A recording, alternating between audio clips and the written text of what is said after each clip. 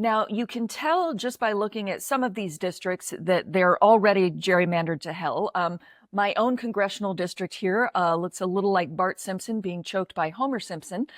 But all in all, this is just purely dirty tricks. And I wonder if someone like Nigel Farage would try to redraw boundaries over there to try and get his party more votes if he were, God forbid, prime minister.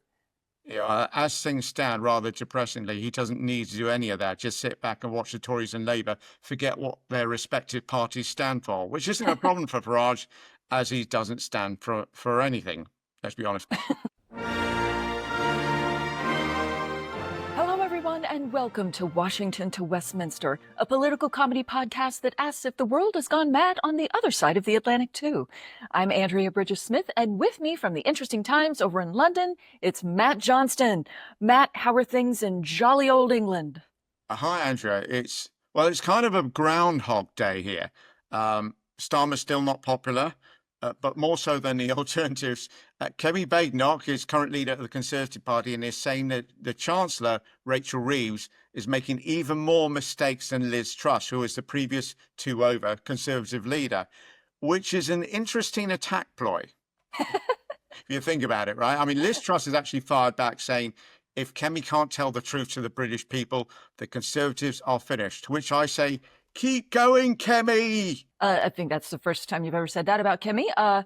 This sounds like it's shaping up to be potentially the worst mud wrestling match that I've ever seen in a bar. Yes, you think that's mud they're throwing at each other, do you? Okay, so Nigel Farage is starting to unveil his picks for a likely reformed government. They include his Minister for Prisons, who says that they could possibly let trans women into female prisons, which, as you can imagine, has gone down like the proverbial lead balloon amongst the party hateful.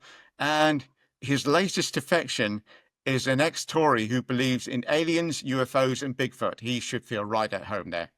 Oh, and Jeremy Corbyn's party still doesn't have a name. Anyway, what about the US? What's happening over there? Really got to figure out the branding there. Over here, the big story is that Texas Democrats have fled the state. As in Texas? Yes, which took them a while because big state. So let me set the stage a little bit here. Donald Trump has noticed that the thing he's doing where he tanks the economy and rounds up people and throws them into camps might be a little unpopular, as evidenced by Exhibit A, this town hall with a GOP rep where the audience pretty much ate him alive. And ICE burning through $8.4 million a day to illegally detain people? How much does it cost for fascism? How much do the taxpayers have to pay for a fascist country? Fascists don't hold town halls with questions and answers. I'm pretty sure they do. It's just the questions they want followed by the answers they expect you not to question. Jeffrey Epstein. Have a little tickle in your throat there, don't you? So Trump is looking to shore up the party. So he asked my governor, Greg Abbott, to draw a new map that would give him 5 extra districts, a thing that leaders don't do when things are going well. So Greg Abbott called a special session, not to deal with the recent flooding tragedy here and how to prevent it next time, but to redraw our congressional maps, which are already in Texas pretty heavily gerrymandered.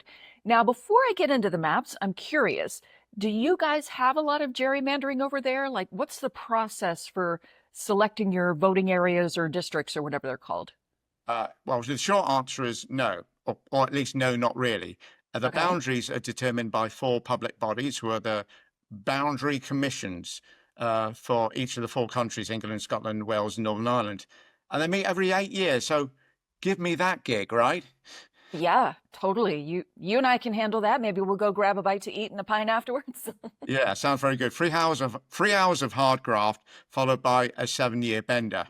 But the gerrymandering does happen in sort of other ways. Rishi Sunak famously boasted about taking money from constituencies that didn't vote Tory. And Michael Gove, who was then the Levelling Up minister, made sure that more Tory voting areas got the Levelling Up money than the Labour ones did. That sounds like something that Trump is also doing. Also, the Tories attempted to toughen up voter ID laws in 2023, a move that Jacob Rees-Mogg, him again, of all people, called gerrymandering, which will spectacularly backfire, which it did. And the latest this year, probably November time, the Labour government will lower the voting age in England to 16, knowing full well most people that age will vote Labour. Pretty cynical stuff. I imagine it's a lot more blatant in the US, right? Lately, yes. So over here, there's nothing at the federal level. Every state gets to decide how often they want to redraw their maps, how they want to do it, and then people can challenge the maps in court. And in some cases, it's gone all the way up to the Supreme Court, and they've been like, "Yeah, this isn't a fair map. You have to do it again." So Abbott is trying to kick that process off here in Texas.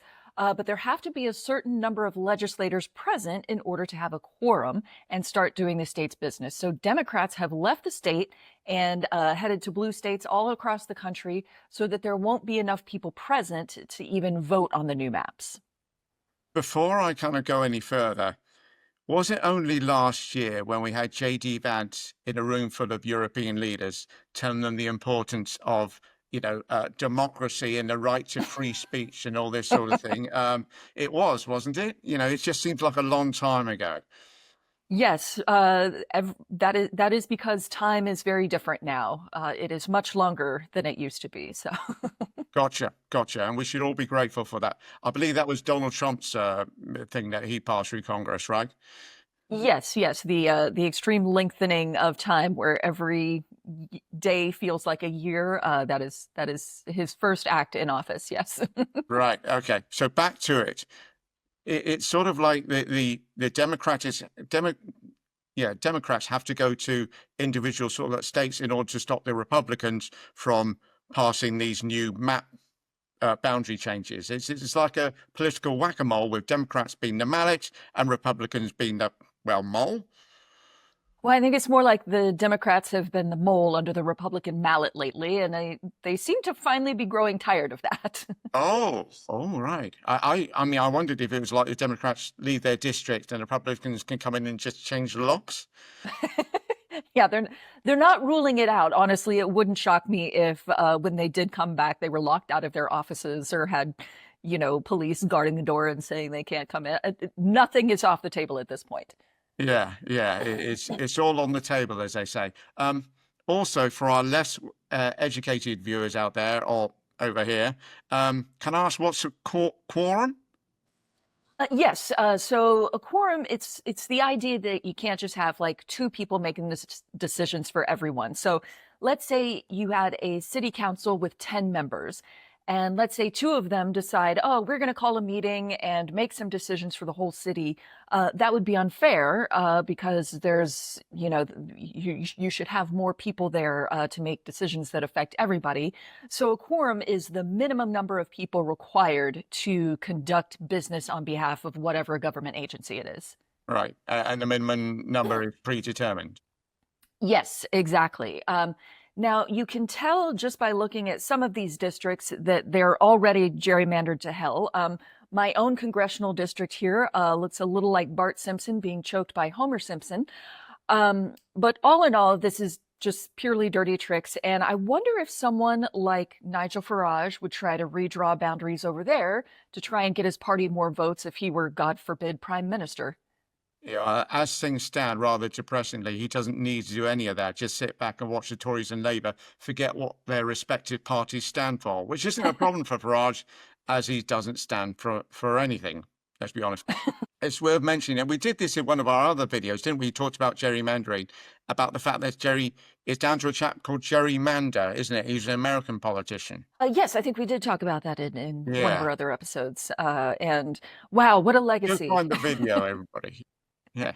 All right. So from what you're saying, Republicans are trying to get extra seats. So how many are we talking about? And would it be enough to decide the 2029 race? Well, if they wanted to pick up 5 new seats, so that's what they're trying to do in Texas. They think if they redraw this map, they can get 5 new congressional seats.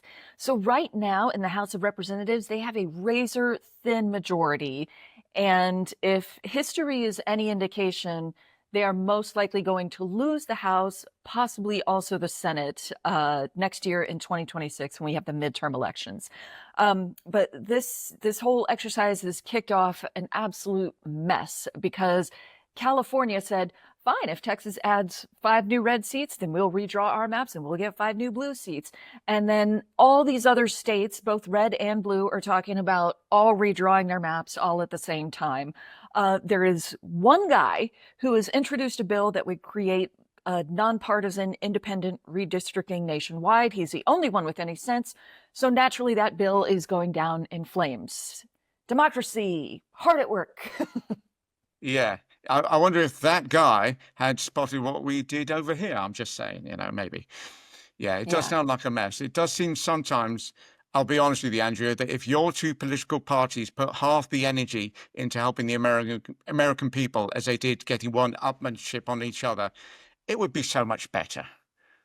It's a novel idea, and we promise to never, ever try it. Good job. All right. Do you want to hear something that is simultaneously interesting and not interesting? Absolutely. A recent article found that no babies born after the 2024 UK general election have been called Keir. 0 babies. Zero babies.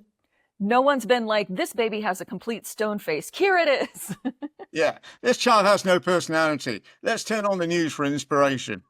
Anyway, it's a bit of an odd story, right? And I really don't know what to do with that information. I mean, I'm genuinely stumped.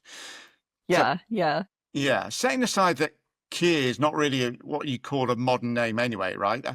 People are picking this as a swipe at Labour, I guess. I mean, it only makes sense if we know how many babies in the previous year were born Keir. Again, I'm guessing it's not many. By the way, there were 3 kids named Kemi, 5 named Nigel, and about 16 named Boris, although that they could all be Borises. So how about the US, Andrea? Are there many Donalds unable to string sentences together and crap in their nappies, apart from the obvious one? Yes, they should run for office. I had to actually look this up. It looks like the name Donald is definitely down in popularity by about 9 points since the election. And you don't even want to know how bad the name Epstein is doing right now. Yeah, fair enough. But again, I have to ask, how popular was Epstein before Epstein became notorious? It's all subjective, I guess. Oh, by the way, in case you're wondering, 74 Andreas and 7,426 Matthews. Nice to see I'm an inspiration for the next generation. I mean, that's in the UK, of course. I guess, over in the States, you're wildly more popular. Not nearly as popular as you. I think there are far more Matthews Get out of here. here. Get out of here. Yeah. We normally finish at this point, don't we? We have a nice upbeat sort of thing and finishing. But I wonder if we could finish on a bit of a down. We're taking you on a bit of a roller coaster today, ladies and gents out there. We're sort of doing this a little bit.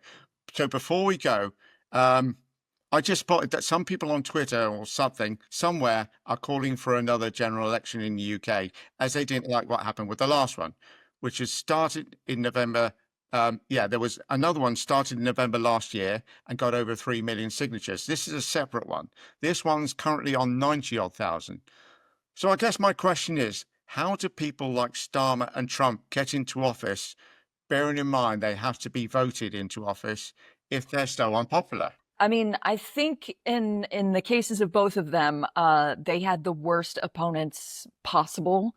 So, in Starmer's case, he had, Rishi Sunak, and everybody took one look at him and was like, well, we're not doing that again, right? So, it's like, we know that was a bad idea and we're definitely not doing that. So I think that really helped Starmer that he had him to run against. And then, in Trump's case, you had Joe Biden running for most of the campaign season at the ripe old age of 926, and then drops out at the last minute, and the person replacing him is the person who was the absolute closest to him and his policies, which were not very popular for reasons no one can remember now.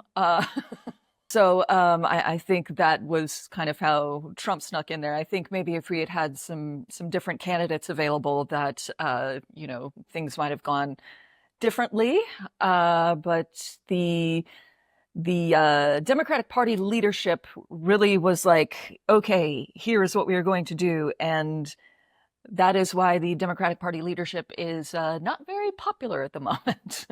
One thing that I think is happening, and this kind of worries me about the future of America, is, with attention spans getting shorter, I think, we had COVID and Donald Trump was in office, and it was very obviously like, we do not want any more of that. Thank you very much. Who's the alternative? Yes, that guy. Great, fine. So then Biden gets into the office and, spends the next 4 years digging out of the COVID hole. And things just didn't, things were improving, but they weren't improving fast enough for people. And so people were like, hey, things are still, they're better than they were 4 years ago, but they're still not great. And so I want to change. And, now Trump's in office. You should see the latest economic numbers are, horrifying. The word recession has gotten thrown around a lot in the past 6 months. And, so I think everybody's going to be like, this is terrible. We got to go back the other way. And then Democrats are going to spend 4 years digging out of that hole just to get back to a baseline. And then they're going to be like, things aren't better fast enough. And so I'm worried if we keep switching parties every 4 years, we will never be able to just move forward as a country because nothing will get done. Because every time a new person gets in office, they will spend the past 4 years undoing what the previous one did. And it'll just be this bizarre ping pong game. So, yes, it's worth remembering that, we're pointing out that, in fact, Jeremy Corbyn's new party, when it does get a name, has just recently had some 600,000 members sign up. He calls it members, not really members. You're signing up to get, a email sort of notifications and stuff on things. But even so, it shows that there's a real appetite, certainly over here, for some, as there has been in America, by all accounts. This chap from New York certainly shows there's a real appetite for left-wing politics over here, for the opportunity to tax those bastards making ridiculous amounts of money. Yes. Something decent. They want to go off and have another yacht, they can have another yacht, but not another 5 yachts, Right. And then, right. and then the rest of us can do other things like eat and various other things like that. But you mentioned nuance. Yes. And I thought that was rather important as well, because a couple of stories. So going back a few years when Jeremy Corbyn used to be leader of the Labour Party, he was having a question and answer session. And there was this woman BBC journalist called Laura Kuenssberg, who is somewhat hated by a lot on the left, as they're convinced that she's a shill for the Conservative Party. She always gives people like Corbyn a hard time and things like that. And you got to say, there are points you look at and go, okay, that's not good, what you're doing there, etc. But there was a point where she went to stand up and ask a question, and people started booing her. Yeah. And Corbyn went, no, stop. We're not doing that. We're not doing that. We don't do that here. And I thought that was brilliant. That shows real leadership. On the flip side, the second story, rather depressingly, is that the government, so a Labour MP, a chap called Peter Kyle, who has just rushed through the new internet security bill, which basically means that you now have to show age verification if you want to look at porn, apparently. Oh, God. Anyway, you wouldn't know. You wouldn't know about that. I'm like, Nigel Farage has said there's problems with this bill, which there are. I mean, I understand what Peter Cole's trying to do, is trying to stop like children accessing a lot of harmful stuff online. I get that, but there's still issues with this. And he said, there's problems with this bill, and if I got into power, I'd scrap it. So you got one side going, yes, we definitely keep it. The other side going, yes, I definitely scrap it. As you say, it lacks nuance. But Peter Kyle, following that, said, Nigel Farage, if Jimmy Savile was alive today, Nigel Farage would be on his side. For those that don't know, out there in YouTube land, Jimmy Savile, I wouldn't recommend Googling it. You can take it from me. Jimmy Savile was the most prolific paedophile and sex offender back in the 70s. We're talking hundreds of victims. Wow. And probably one of the most famous people around at the time. Anyway. And you sit there and go, come on, you're falling into their trap here. You're just chucking more shit their way, they're chucking shit your way. All we're doing is getting more and more riled up. Are we really saying that anybody that has a problem with this, Internet Act is a paedophile lover? Is that where we are right now? So yeah, that is a bit depressing. But I'm hopeful that when I see Jeremy Corbyn come along and speak in a bit more of a nuanced, rounded way, a bit more way to turn around to his supporters and tell them not to boo somebody who has clearly not been his friend. I'm hopeful when I look at that. Yeah, I mean, I think that there is an appetite in both of our countries for politicians to work together. None of us likes all of this fighting. Yeah. It's not fun. It is stressful. And, one thing that I don't understand about, people on the right is they still seem to be so mad all the time. And it's like, what the fuck are you mad about? You have the White House, you have the Supreme Court, you have the House of Representatives, you have the Senate, you have gerrymandered. Like, what the fuck more do you want? Why are you so mad still? Calm down. Do you know Can why? we just talk to you? Do you know why they're still mad? Why? The one thing they don't have, excuses. We saw exactly the same over here with Brexit. You know what I mean? They got everything. It's just like, you give us everything, we'll get it all done. There you go. You fucking nailed it. That is absolutely right. Because for the first few months of Trump's term, anything that was bad, it was like, oh, that's Biden's fault. He caused that. And now we're 6 months in and it's like, okay, you're the one that's been driving the economic bus since January. It is veering off into a ditch. And that's you behind the wheel of that. And yeah, there's no excuses. So I don't know if you heard about him. This is some authoritarian bullshit right here. But some jobs numbers came out from the Bureau of Labor Statistics, the sexiest government agency, and they were not good. They showed that job growth in the U.S. for the past couple of months has been just vanishingly small, like really, really, really small. So I think I would have to look up the numbers, but I want to say it was like, 70,000 jobs Wow. 1 month for a country of 300,000 or 300 million people. Yeah. Something million people. So that's not good. So Trump promptly fired the person that was the head of this agency for making him look bad. 75,001 now, is it? Yes, exactly.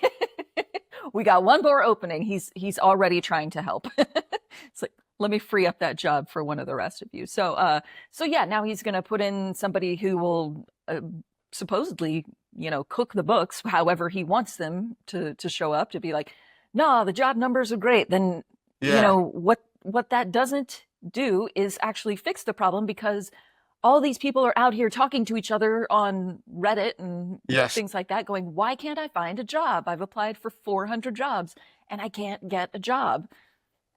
That is proper king stuff, isn't it? That's when the king turns around and sort of, let's be honest, a feeble king, a cowardly king. There's plenty of kings, I'm sure, you look through history, who have been a bit more sort of, no, bring me the bad news. I guess somebody like William of Orange is probably springs to mind. Even Henry VIII had his moments, but you did so with a certain, you didn't do it around religion, let me put it that way. Yeah. But yeah, you kind of like, if you're the announcer or something like that, you're his chancellor, you come along and with a bit of paper, you're like, let's scrap that bit. Okay, he doesn't need to know about that. You got to give the good news over like this. Right, exactly. Will this please me? Yes. I believe it will, Your Majesty. Yes.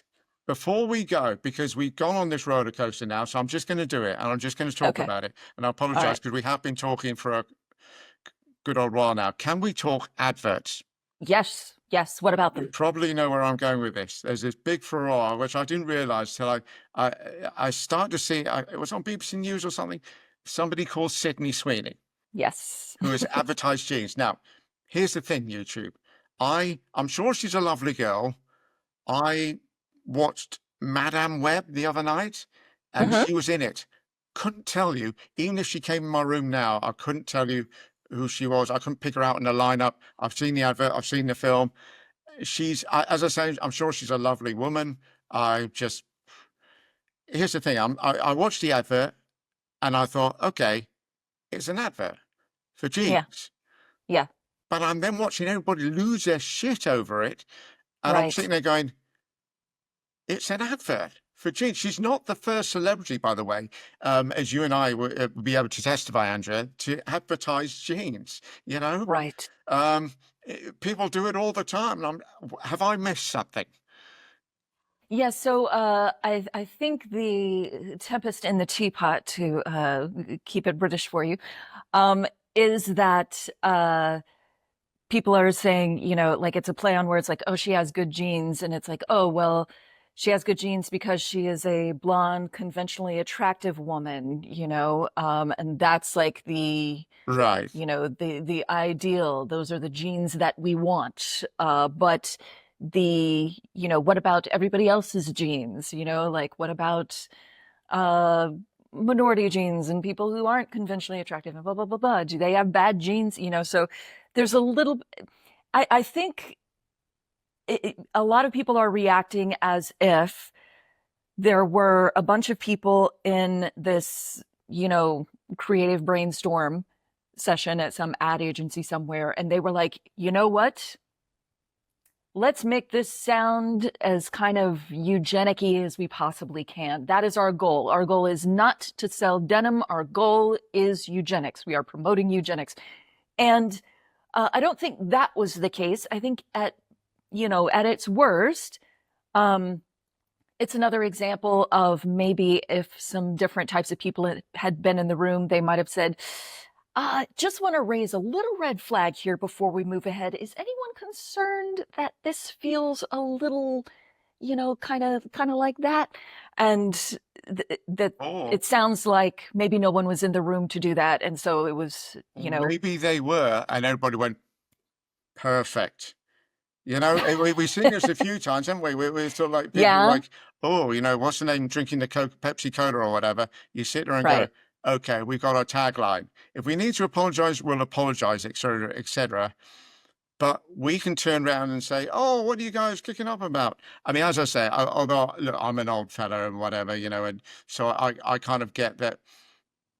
It does nothing for me. It's a pair of jeans, it's like the advert doesn't make me want to rush out and buy jeans or jean tops or anything like that.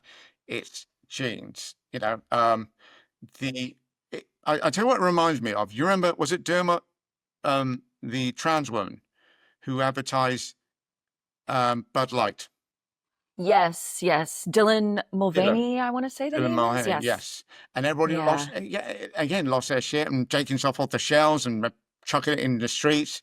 And I'm sitting there going, it's an advert for beer. I guess, I don't know, but I don't think maybe adverts have the same effect on me. We had the same thing over here where Greggs were advertising the vegetarian sausage roll. Greggs are kind of one of these places, they're a bakery, and they do normal sausage rolls, and they're doing vegetarian sausage rolls. And again, everybody lost their shit. They go in, buy a sausage roll, come out and throw it in the bin. A vegetarian sausage roll, throw it in the bin. It's just like, but you're doing what Greggs want you to do. Exactly. They don't You care if you eat bought it. Yes. Whether you choose to eat it or not, it's irrelevant to Greggs. Once it's left their shop and been bought, job done. So yeah, there we go. I just got a bit, I suppose, yeah, I was watching people sort of lose their shit a bit over it, I suppose. But yeah, I What guess that's why.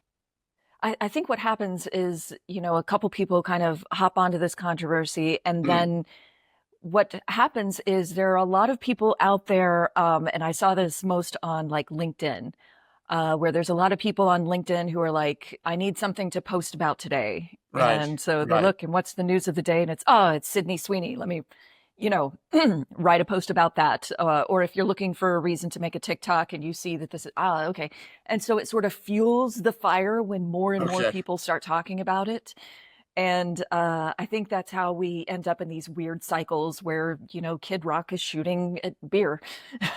It's what we call water. You guys obviously have water cooler moments as well, right? Yes. I guess less so since the, open plan office seems to have sort of died out, as it were. Um, Yeah, fascinating. So it's like, and I realize it's ironic that we're saying this, but you're sitting there thinking, do people really need your opinion on that? Yeah, don't know. There we go. There we go. I'm Yeah. out of my depth there. Thank you for setting me right. And that's it. Thank you very much, everybody. I hope you've enjoyed today's roller coaster. It's been quite something. I think you'll agree. Now, if you want to continue with the American stuff, you can tune into Andrea's channel. You're already here, so why not? The British stuff, you can find mine at theinterestingtimes.co.uk. That link is down beneath this video. There we go. And we will see you soon. Take care, everyone. Bye-bye.